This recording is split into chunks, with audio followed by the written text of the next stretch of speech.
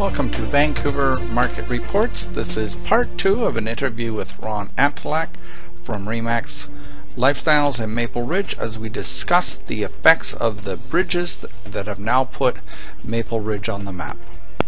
With you, but when the bridges were opening, like we got the new twinning of the Port Mann happening here, I typically say we're moving the commuter 20 minutes closer to work in commuting time, and that should reflect in my opinion, about $2,500 per minute of closer commute. But when you go and throw a toll on it, all of a sudden you add in that factor, I don't know if this is going to help at all. It might actually be a detriment.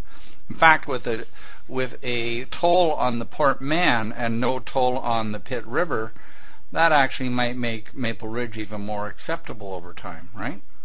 The Gateway report came out from the provincial government in 1986 in the month of May, essentially 5 years ago. And the provincial government's Gateway effect, that report was the twinning of the Port Mann, Delta Perimeter, Golden Ears Bridge, and the new Pitt River bridging. The Pitt River Bridge is in. The Golden Ears Bridge is in. And everybody's asking why our price is not rising. The projected report in May 2006 was released, and the projection was a 20% increase the moment the ribbon was cut. The Real Estate Board of Greater Vancouver had me as their spokesperson for the interview for the Vancouver Sun in May 2006, and my opinion, I disagreed. I'm always an optimist. I only want to comment to the media with optimistic opinions. But the reality is their projections of cutting the ribbon at a 20% jump wasn't going to happen. I basically encouraged people to buy now because the long-term effect of these two major bridges going into Maple Ridge is going to dramatically change things in time. But it's not yet. And what it is probably in 5 years from now, you'll start seeing pricing starting to get towards the Langley level, the Port Coquitlam level. But right now, the sales are dramatically down compared to Tri-Salutely. Right? So interesting. But Ron, here's one very interesting thing we've learned over time, and let's just say approximately 74% of the buyers right now in the sort of the Tri-Cities to Richmond area are of mainland China money, just for a number. Those folks' job sources are not in Canada. The majority of them are still working in Shanghai or Beijing, making good money, and they're satellite commuters. I mean, they don't take the bus or the train or drive to work. They fly to work, right? And for your client base in Maple Ridge, they've got the regular jobs, and they're actually commuting to work, and there's not a lot of jobs. I mean, I don't see any big increase in local employment where, mainland China, of course, is having huge growth. Still, even though they've got some slowdowns happening, there is extreme money being made in mainland China. I think for the general populace, they do really have to understand across the Pitt River Bridge, if it is in an area that attracts the Chinese or the Iranian or the South Korean investor, that is a dramatically different marketplace than in Maple Ridge, which gets, I'm assuming, very little. Do you want to speak as to how you feel you've seen a difference on where the Asian money focuses and how much difference that can make in values?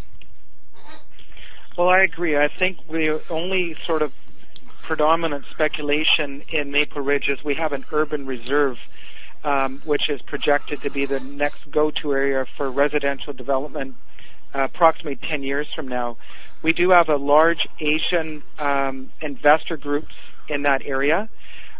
Maple Ridge actually in November 2010 was designated the number 5 top Canadian investment city, and Maple Ridge getting that was basically, the future growth, the Golden Ears Bridge predominantly being the biggest variable in that. But what was said with this nomination and why is that Maple Ridge right now, under the current official community plan and the Metro Vancouver Vision 2040, has designated a very large area of Maple Ridge for redevelopment in what they call employment generating and commercial lands. And those lands lie between 232nd Street and 240th in Maple Ridge. And that is currently at the Agricultural Land Commission for consideration, and it has passed through our mayor and council. So this is the beginning of ultimately what Maple Ridge needs to mature, become more of a complete community, maybe copying a little bit of the successes of Langley. And the Walnut Grove kind of development and the commercial component that evolved there is what ultimately this, what we call Albion Flats, is supposed to provide. And that is going to provide employment. It's going to provide, in addition to that, commercial base. Our population is 75,000 people, and the projection is that to exceed 100,000 within the next 10 years. So those are projections. And without the Golden Ears Bridge, which brings it into Golden Ears Way, which goes straight into 176, which goes straight to the U.S. border, and this is all what we call part of, the gateway effect. And Maple Ridge is now connected. Until that bridge opened, it was not. It was an island. It had a opening railway bridge at the Pitt River, and it had an archaic 50-year-old ferry running to Fort Langley. So Maple Ridge has dramatic change. It needs time. It needs investment, and infrastructure is there. It's the balance kind of coming. This is why it's not a complete community, and this is why the Asian population is probably not embracing it yet. But once it's more complete, this is the projection. So maybe a great place to invest now, and in 5 years from now, you may see dramatic differences that, the Tri-Cities are 7 minutes away. So Langley from West Maple Ridge is 3 minutes away. Wow. Well, listen, I mean, for sure, quite honestly, Maple Ridge just came on the map because it was hard to get to. Taking a ferry is very, very chancy and long waits, etc. So the Golden Ears Bridge is fantastic. So that really did put Maple Ridge on the map. And I do agree. I mean, it's got the urban reserve, it's got the industrial base, it has really good potential to grow. So I agree with you on a long term. Looks good. And for everyone out there wondering why it is different than, say, Tri-Cities, and it just has not at this point attracted the Asian buyer, right?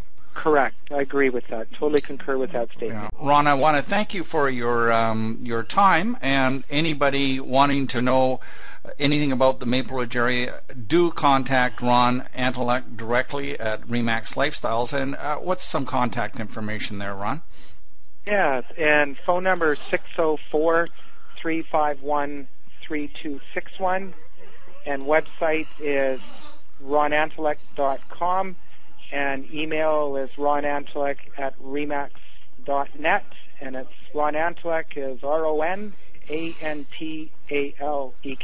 I'm glad. Okay, well, I'm glad you spelled that out, Ron. I'm afraid Antalek would stump me most times. Okay, so that was great. Yeah. Okay.